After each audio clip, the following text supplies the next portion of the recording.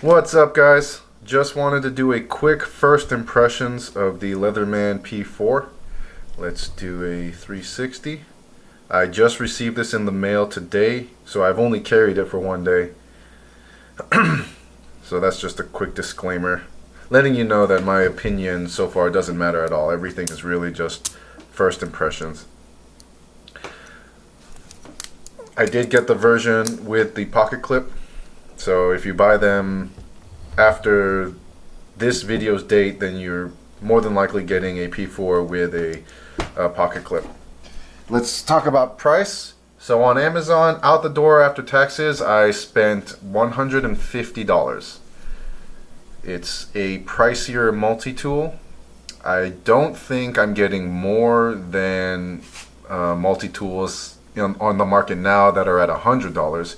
For example, my Victorinox multi-tool, that cost me about $99, and as far as strength and beefiness and quality, I think I got much more quality from my Victorinox than this one, but not by much. I just don't think that this is worth $150. I think what makes it $150 is the hype and the newness of it. So hopefully in the near future the price will go down. As far as weight goes, I want to say it's 8 ounces. So it is 8 5/8 ounces. I don't know if that number means anything to you, but to me that translates as quite a beefy, hefty tool. However, it's still pocketable in my opinion. From what little I did carry it today, I mean, I had no issues with it, and I just really like the fact that there's a pocket clip. So Leatherman really did a good job understanding what people wanted and providing us with a version with a pocket clip. A negative about this knife or about this multi-tool are the actual tools themselves.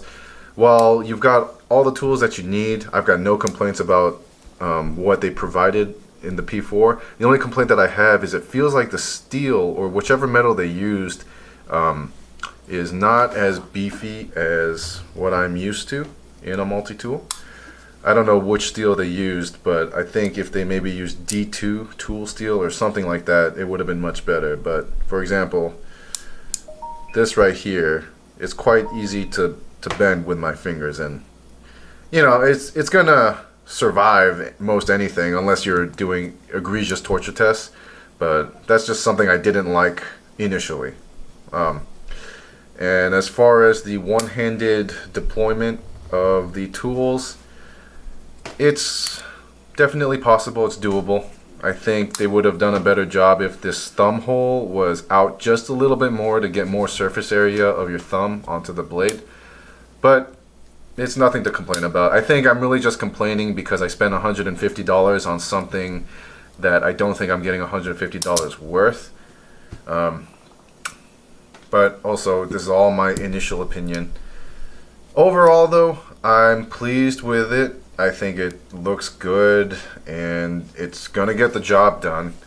I have to get out of the mindset of comparing it with every other multi-tool. Like, if this is your first multi-tool, then it's gonna be great. You know, there's nothing wrong with it. I think a lot of people are just disappointed because they're comparing it to other multi-tools that they've had before.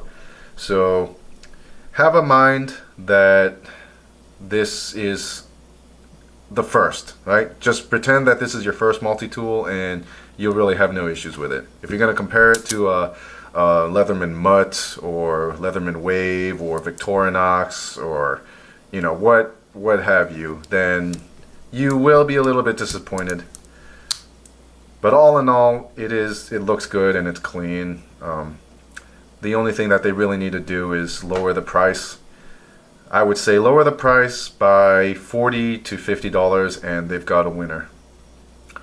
Or keep the price the same and just make it in a better, stronger, sturdier material.